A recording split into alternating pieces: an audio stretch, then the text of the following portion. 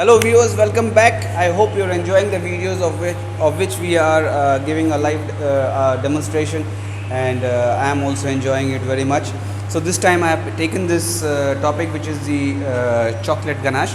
So chocolate ganache, it is used as an icing, topping or filling. So icing is like, you put on top of the cake, where it has the purpose of giving a nice texture to the cake, a nice appearance to the cake.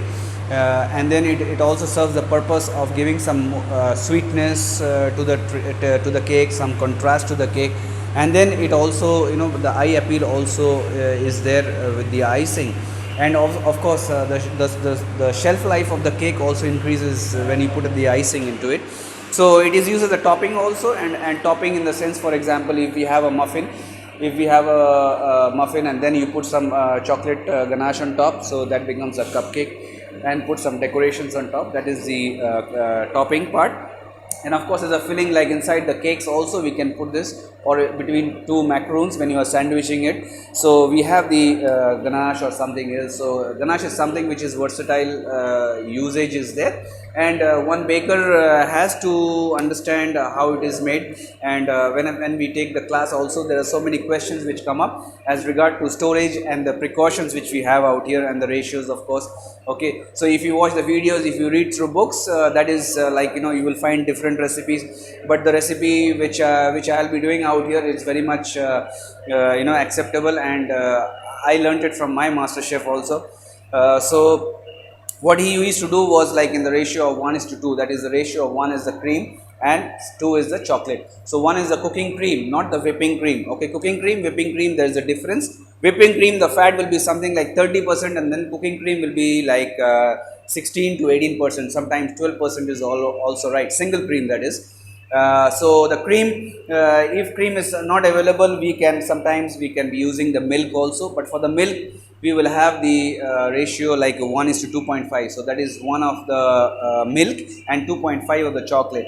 And then again, we have to keep in mind about the seasonal changes. So like if it is in the winter time, we might have to reduce the amount of chocolate also.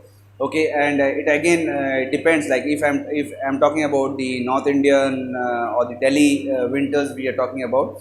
So winters are very much like 8 degrees or 10 degrees. The room itself is like a fridge.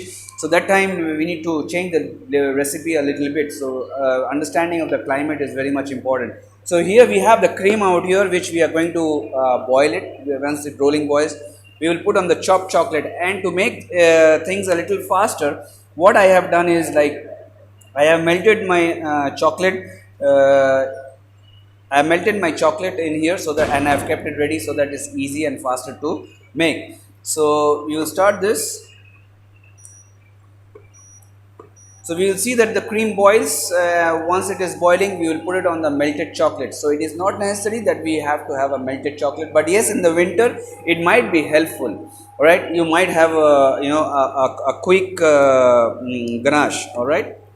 All right. So we spoke about the usage of the ganache and the ratio with what we have in here. The cooking cream and the chocolate, the milk. What happens when we are using the milk? We have discussed that. And then the seasonal changes also we have discussed, that if we are in Delhi, sometimes in Delhi winters it's a little tricky out there. So it has started to boil out here, and then what we will do is, you can see it is split. It is giving a splitter and the splatter. So this is something like a rolling boil. It's pretty much hot, and what we do is we just take this cream and we put it here. All right, here we go.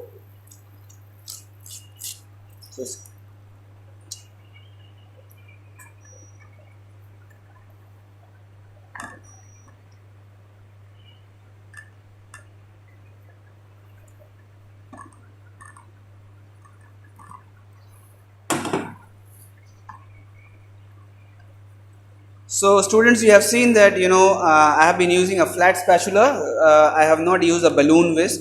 Okay, you might be using a balloon whisk, but yes, that is one of the precautions. Never with the ganache, never be using a balloon whisk, or else air will be getting trapped inside it. So you see how it is changing, the color is changing. So we will keep on stirring, and then you will find a very nice shiny ganache. or sometimes called the chocolate truffle also, which can be used as a topping, as an icing, or as a filling. All right, so let's look at the whiteboard of the points which we have discussed and the point which we have not discussed. Okay, seasonal changes, butter. Okay, very often you will find chefs putting a little bit of butter, say like 1:2, half liter of cream, 1 kilo of chocolate, and then maybe 50 grams of butter into it to give it a little shine, you know. And a little taste also, it matters. These are all the French things, and I have seen the French would love the butter as much as we love the desi ghee. We would like to put some ghee into everything. So here the butter also, they would want to put it almost into all the sauces and all these fillings they want to make. So here we are very you find it very flowing. The consistency is flowing, but then this is very hot. This has got chocolate into it. After maybe 2 or 3 hours, it will be getting solidified.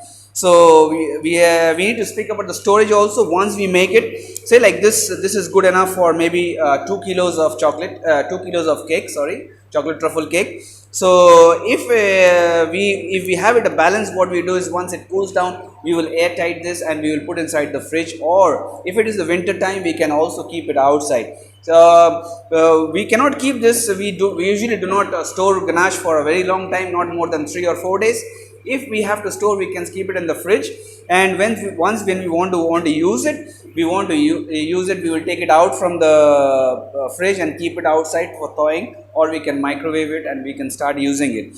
So the precautions in preparing, one more just a word of caution for the students: when you are using the cream, it is very important that the cream does not stick to the base of the pan, because the cream is thick and you need to totally control it.